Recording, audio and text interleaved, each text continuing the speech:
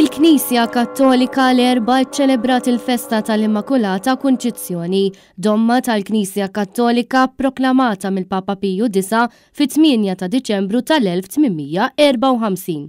F'pajjiżna din il-festa tkun iċċelebrata partikolarment fil-belt kospikwa, fejn fil-Knisja kolleġjata nżammet il-Quddisa solenni immexxija mill-Arċipriet, il-Kanonku Emanuel Xkembri, bis-sem tal-kapitlu tal-kolleġjata u bil-paniġirku minsuġ mill-Monsinjur Karm Refalo, Arċipriet tax-Xahar Għawdex. Wara l-Quddisa tkantat ukoll l-antifona.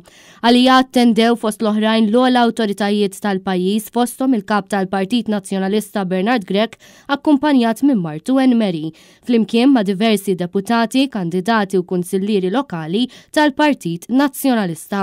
F'pajjiżna din il-festa jiċċelebrata fi 3 parroċċi dedikati lill-Immakulata Kunċizzjoni f'Bormla, fil-Ħamrun u f'Talibraġġ. Iżda l-festa ta' 8 ta' Diċembru tkun iċċelebrata wkoll b'solennità anke f'lokalitajiet oħrajn, inkluż fir-Rabat Għawdex. Din is-sena minħabba l-pandemija ma setgħux ikunu ċċelebrati festi esterni għalkemm it-toroq xorta żejnu bil-libsa tal-festa. Sa dan it-tant wara li attenda l-Quddisa solenni l-kap tal-Partit Nazzjonalista Bernard Grech żar diversi każini fil-waqt li ltaqa' ma' diversi Bormliżi waqt li tkellem magħhom fost l-oħrajn dwar kif għal darb'oħra sfortunatament din il-festa kellha tiġi ċċelebrata b'mod differenti minħabba l-pandemija tal-COVID-19.